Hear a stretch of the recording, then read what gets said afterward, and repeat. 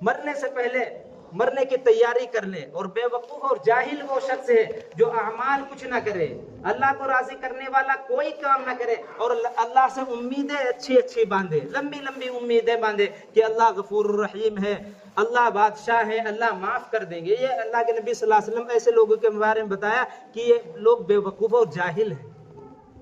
آج ہم دیکھتے ہیں ہم اعمال کچھ نہیں کرتے, اچھے اعمال نہیں کرتے, اللہ کو راضی کرنے والے کام نہیں کرتے, لیکن امیدیں بڑی اچھی اچھی ہیں کہ ہم تو رسول اکرم صلی اللہ علیہ وسلم کے امتی ہیں, ہم تو جنت جائیں گے. کل صحابہ کرام رضی اللہ عنہ اجمعین جن کے جنتی ہونے کی بشارت خود رسول اکرم صلی اللہ علیہ وسلم نے دی تھی,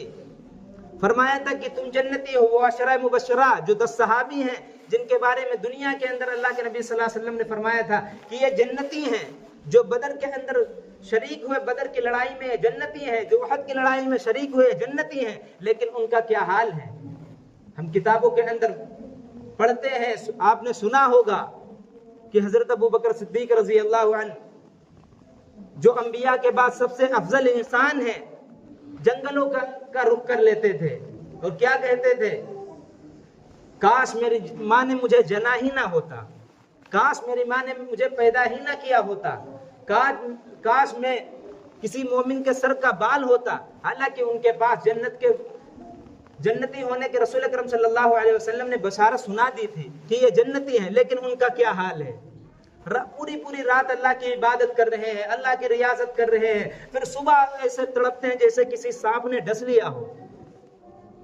ایسے بلکتے ہیں جیسے کسی سانپ نے انہیں ڈسا ہو, ایسا رو رہے ہیں اللہ کے خوف سے, اللہ کے ڈر سے ایسا رو رہے ہیں.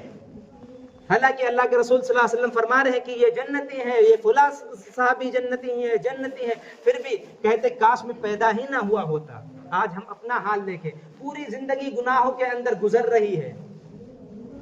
ایک بھی حکم اللہ کا ہماری زندگیوں کے اندر نہیں ہے, اللہ کے نبی صلی اللہ علیہ وسلم کا ایک طریقہ بھی نہیں ہے, لیکن ہم موج سے آرام سے اپنی زندگی گزار رہے ہیں.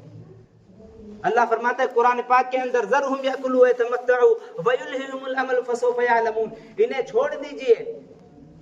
اللہ کے نبی صلی اللہ علیہ وسلم سے فرمایا جو لوگ نہیں مانتے, جو لوگ اللہ کے حکم پر نہیں کھڑے ہوتے, جو اللہ کے نبی صلی اللہ علیہ وسلم کے طریقوں کو نہیں مانتے, ذرہم یأکلوا ویتمتعوا ویلہہم الامل, انہیں چھوڑ دیجئے, یہ موج کریں, مستی کریں, کھائیں پیئیں, ان قریب یہ جان جائیں گے کہ کل قیامت کے لیے انہوں نے آگے کیا بھیجا ہے. اللہ کے نبی صلی اللہ علیہ وسلم جب دعوت دیتے تھے, آپ کی منشا ہوتی تھی لوگ زیادہ سے زیادہ اللہ کے حکم پر آ جائیں. آپ کے زمانے میں اللہ کے نبی صلی اللہ علیہ وسلم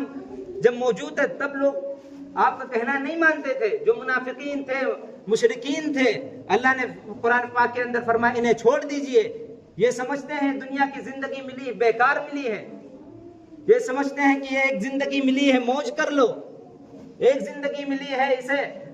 اپنی مرضی کے مطابق گزارو. اللہ کے نبی صلی اللہ علیہ وسلم سے فرمایا ذرہم یأکلوا ویتمتعوا ویلہہم الامل فسوف یعلمون, انہیں چھوڑ دیجئے, کھانے دیجئے, پینے دیجئے, اور یہ ان قریب جان جائیں گے انہوں نے آگے کے لیے کیا بھیجا. جب یہ قبر کے اندر اٹھیں گے کیا کہیں گے, رب ارجعون, اے اللہ ہمیں واپس بھیج دے تاکہ لعلی اعمل صالحا, تاکہ ہم نیک اعمال کر سکے. اللہ کیا فرمائے, کلا, ایسا ہرگز نہیں ہوگا, ایسا ہرگز نہیں ہوگا.